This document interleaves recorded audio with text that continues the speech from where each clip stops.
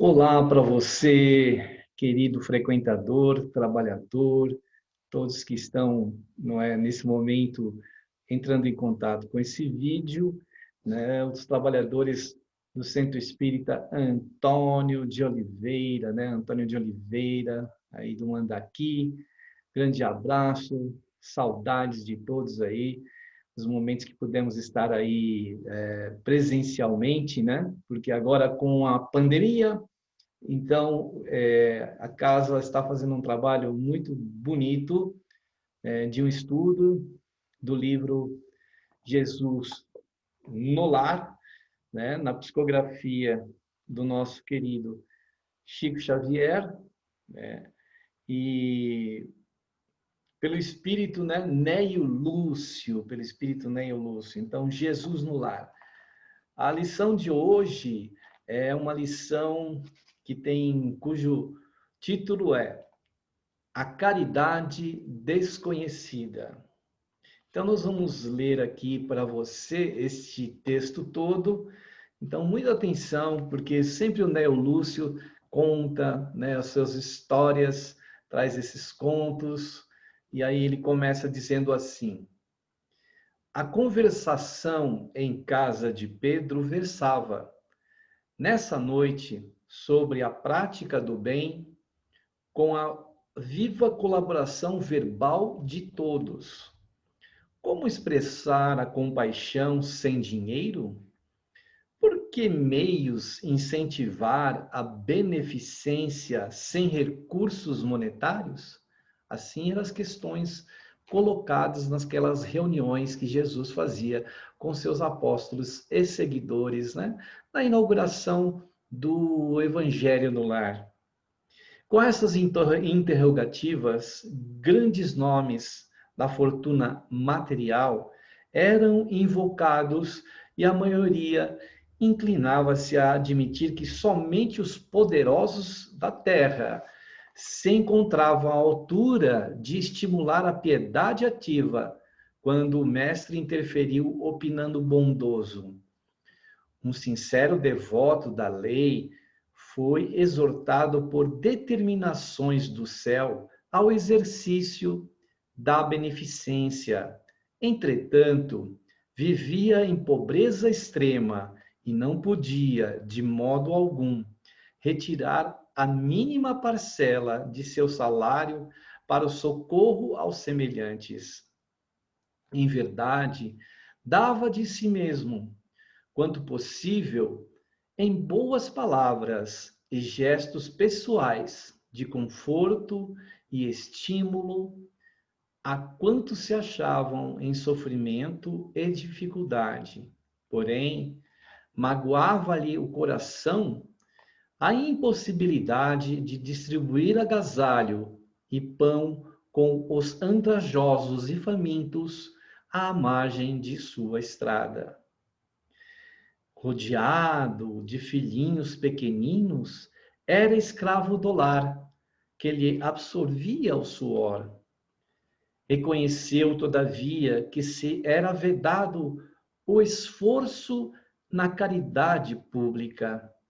Podia perfeitamente guerrear o mal em todas as circunstâncias de sua marcha na terra. Assim é que passou a extinguir com incessante atenção todos os pensamentos inferiores que lhe eram sugeridos, quando em contato com pessoas interessadas na maledicência.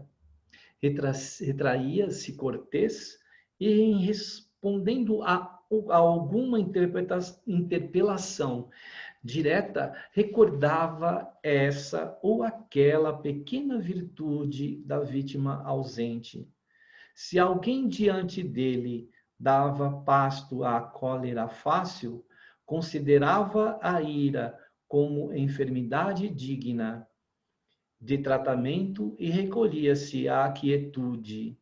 Insultos alheios batiam-lhe no espírito, à maneira de calhaus em barril de mel, porquanto, além de não reagir, prosseguia tratando o ofensor com fraternidade habitual.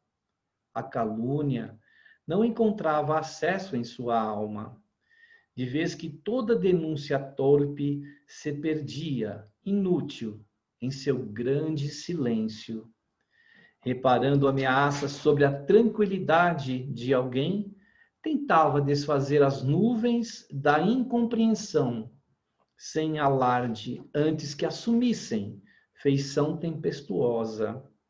Se alguma sentença condenatória bailava em torno do próximo, mobilizava espontâneo todas as possibilidades ao seu alcance na defesa delicada e imperceptível. Seu zelo contra a incursão e a extensão do mal era tão fortemente minucioso que chegava a retirar detritos e pedras da via pública para que não oferecessem perigo aos transeuntes. Adotando essas diretrizes, chegou ao termo da jornada humana, incapaz de atender às sugestões da beneficência que o mundo conhece. Jamais pudera estender uma tigela de sopa ou ofertar uma pele de carneiro aos irmãos necessitados. Nessa posição, a morte buscou-o ao tribunal divino, onde o servidor humilde compareceu receoso e desalentado. Temia o julgamento das autoridades celestes quando, de improviso, foi aureolado por brilhante diadema, e por quem indagasse em lágrimas a razão do inesperado prêmio, foi informado que a sublime recompensa se referia à sua triunfante posição na guerra contra o mal, em que se fizera valoroso empreiteiro. Fixou o mestre nos aprendizes o olhar percussiente e calmo e concluiu em tom amigo: distribuamos o pão e a cobertura, acendamos luz para a ignorância e intensifiquemos a fraternidade, aniquilando a discórdia, mas não nos esqueçamos do combate metódico e sereno contra o mal, em esforço diário, convictos de que, nessa batalha santificante, conquistaremos a divina coroa da caridade desconhecida. Muito bem, que beleza, né? Então, o Mestre Jesus ali, imaginemos, né, nesse livro Jesus no Lar, nos lembra a presença de Jesus no lar, né? No Evangelho, quando ele trazia o Evangelho dele, né, dos seus ensinamentos, lembrando ao nosso Pai querido, Deus, nosso Pai, os profetas, né? E Jesus então reunia aquelas pessoas em torno e assim ele contava histórias que o Neo Lúcio aqui nos coloca para que a gente faça reflexões em torno desses ensinamentos.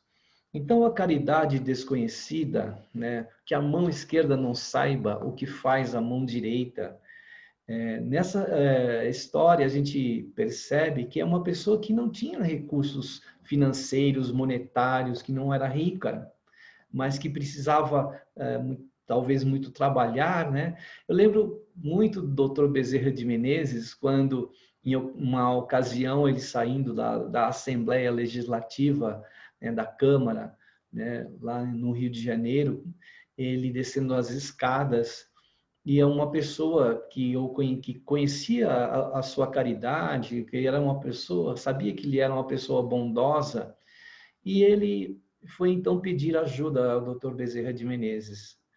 Naquela ocasião, o Dr. Bezerra de Menezes não tinha nem sequer um centavo no bolso. E aquele homem triste disse a ele: Dr. Bezerra, eu não tenho, em casa não temos nada o que comer, não tenho trabalho, estou sem trabalho, estou passando por uma grande dificuldade e não consigo levar alimento para o meu lar. E naquele momento, o Dr. Bezerra não sabia o que fazer, né? Então ele abraça aquele senhor e naquele abraço, né, ele recebe uma grande energia, uma força, um estímulo, né? Foi o que ele podia dar para aquele senhor naquele momento. E aí então aquele senhor vai para casa e pouco antes dele chegar em casa tinham batido lá, pessoas caridosas tinham batido e deixado alimentos na casa dele, né? Então ele já ficou feliz, né? Que parece que aquele abraço tinha dado uma grande alegria e ele foi alegre para casa e já ainda teve essa notícia. E logo em seguida ele também consegue trabalho. Então um dia ele procura o Dr. Bezerra e conta para ele, né, o que aconteceu naquele dia, que o alimento chegou na casa dele, os filhos conseguiram se alimentar e ele também conseguiu trabalho. Então veja que agora voltando à história aqui, o quanto a gente pode fazer sem o recurso monetário, porque existem várias coisas que esse Senhor daqui da história que Jesus conta fez, né? Até tirar pedras que estavam no caminho que poderiam machucar alguma pessoa, calar-se diante de uma ofensa, não maldizer o outro e tantas outras coisas que a gente pode usar, né? A caridade do silêncio, né? A caridade de não proliferar ou enviar pensamentos infelizes para as pessoas, né? O saber dizer boas palavras também, o saber ouvir, né? O saber ouvir também é caridade, né? Às vezes a pessoa está precisando ser ouvida. O acolhimento que a gente pode dar. Se nós temos uma condição, por exemplo, não que a gente saiba mais do que o outro, mas algum aconselhamento que a gente possa dar, né? Quem já é experiente sabe, já atravessou vários caminhos tortuosos na vida, pode de repente dar um acalanto, pode dar uma indicação, pode dar uma orientação. Então a caridade ela é tão extensa. Nesse caso aqui, ela é muitas vezes desconhecida. Quando nós vemos lá aquela passagem também da viúva lá no gasofilácio, né? Em que ela dá poucas moedinhas e coloca lá no gasofilácio, que era um local onde as pessoas, né, levavam doações para as pessoas mais pobres, e aquela senhora era pobre, aquela senhora estava tirando do que era dela, e Jesus chama atenção aos apóstolos, aos seus seguidores que ali estavam, né, próximo do templo. Olhem para lá, aquela viúva, né, aquela pobre viúva que está ajudando ao próximo, tirando do que é dela. E mesmo que é uma caridade amoedada, mas não era só a moeda que importava, era o gesto, aquele gesto de caridade que aquela senhora estava né, fazendo. Enquanto outros que tinham grande posse, né, colocavam centenas de moedas, e ali, aquele que fazia essa caridade amoedada, para aparecer, né, já estava recebendo aquilo que desejava, que era ser visto, né, que era ser dito, olha que homem bom, né? Enquanto aquela senhorinha, né, fez o que a mão esquerda não saiba o que faz a direita, porque provavelmente ela sabia muito bem o que é estar em dificuldades, às vezes passando fome, às vezes não tendo onde morar. Então, às vezes a caridade, como fala aqui, essa caridade desconhecida, que não é vista pelos nossos olhos, só são vistas aos olhos de Deus, né? Estão aos olhos de Deus. Então, portanto, que a gente saiba dentro das nossas possibilidades, possibilidades próprias, não de riqueza, mas da riqueza interior, nós possamos dividir com aqueles que mais precisam. Às vezes, eu me lembro também quando eu ia com o pessoal fazer entregas de sanduíches, de leite, de café, de chocolate na noite paulistana, para aqueles irmãos que estavam ali nas calçadas, né, que dormiam nas calçadas. Durante o dia você passava ali, por exemplo, na rua 25 de Março, quem conhece aqui, né, em São Paulo, a rua 25 de Março, né? Muitas pessoas passando, lojas abertas. Quando chega à noite, com as lojas fechadas, as calçadas vazias, aí são tomadas por esses irmãos que acabam dormindo ali. Então levávamos esses alimentos, né? E o que mais eles gostavam era o contato, às vezes uma palavra. Muitos deles, né, gostavam de conversar e conversavam conosco. Então, essa caridade, além do benefício material, às vezes até de um alimento, é muito importante, porque você chamar a pessoa pelo nome dela, né? Você, como é o seu nome? Aí você conversa e vai falando o nome dela, e ao partir, fale o nome dela. Foi um prazer conhecer fulano de tal, porque ali tem uma pessoa, um ser humano, tem um espírito que está naquela condição, não porque às vezes até ele desejou, pode ser que ele tenha e esteja naquele local por uma situação que ele mesmo gerou, mas quem somos nós para julgarmos e para condenarmos aquele irmão que está naquela condição, naquela situação? E assim, ao ouvir a história desses irmãos, nós vamos ver que muitos sofreram muito, perderam entes queridos, não tinham mais aonde e a quem recorrer, não tinham onde morar, foram expulsos, às vezes até em questão de débitos, né, financeiros, foram expulsos de onde moravam.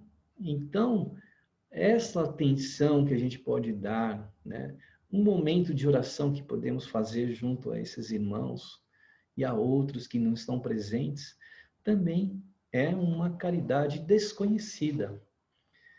Então, que nós possamos cultivar esse tipo de caridade, porque eu me lembro muito bem também de uma passagem que e tinha lá um palestrante, né, no centro espírita, um irmão que fazia as palestras, que estava lá sempre lá na frente, e com belas palavras e belas palestras, e ele desencarna. E ao chegar no plano espiritual, identifica uma pessoa que frequentava o centro espírita, né, aonde ele frequentava. E ele percebe, e vai se aproximando, ele percebe, né, que aquele era um rapaz, né? Aquele rapaz estava com uma aura muito bonita, que estava com uma luz muito bonita, e ele se aproxima e sabe, e identifica quem é. E ele também, né, o rapaz identifica o palestrante. E fala, puxa, mas olhando para a minha luz aqui é tão fraquinha, e a sua luz, né, e você ficava sempre lá no fundo, né, ouvindo as palestras, e eu com todo esse conhecimento que passava para as pessoas, e a minha luz como é fraca, como é que você conseguiu essa luz toda? Aí ele responde para o palestrante, olha, tudo que o senhor colocava na palestra lá, muito bonito, eu fiz, eu segui, eu pratiquei. Então, naquele momento, o palestrante, né, olhou para si mesmo e pensou, puxa vida, eu mesmo talvez tenha sempre falado muitas coisas e pouco praticado. Então, a caridade desconhecida, ela é minuciosa, ela é, às vezes, pequena, às vezes ela é ali miudinha, é uma sementinha, né? Mas o mais importante é que ela tem que ser feita, e o acúmulo disso é que vai, né, trazer aquela luz, né? Como este irmão que ele chega na vida espiritual e ele é premiado de inesperado. Ele achava, puxa, nunca eu dei nada para ninguém, mas ao contrário, ele tinha feito, né, a caridade com um esforço diário, metódico, né, sereno contra o mal, e com isso ele angariou, ele trouxe para a vida dele muita luz e muita força, né? Então que a gente possa aí fazer uma reflexão dentro deste ensinamento do Jesus, no Jesus no lar, e que nós possamos, né, colocar isso em prática na nossa vida. Porque eu estou aqui olhando, né, para os temas, são muitos temas, e que maravilha a gente poder compartilhar isso com todos aí. Um grande abraço ao Centro Espírita Antônio de Oliveira, a todos os trabalhadores, colaboradores, gratidão por poder estar junto de vocês, pelo menos mesmo que virtualmente, mas o mais importante é que nós estamos conectados, né? Estamos fraternos, irmanados na mesma causa, na causa do bem, e que nós possamos colocar em prática todos esses ensinamentos que o Neo Lúcio nos traz nesse livro Jesus no Lar. Então, gratidão aí, gratidão a todos, muito obrigado, namastê, né? Que o Deus que habita em nós, saúde o Deus que habita em vós. Até então, a próxima oportunidade. Gratidão, mais uma vez. Tchau, tchau aí. Tchau, tchau para todos.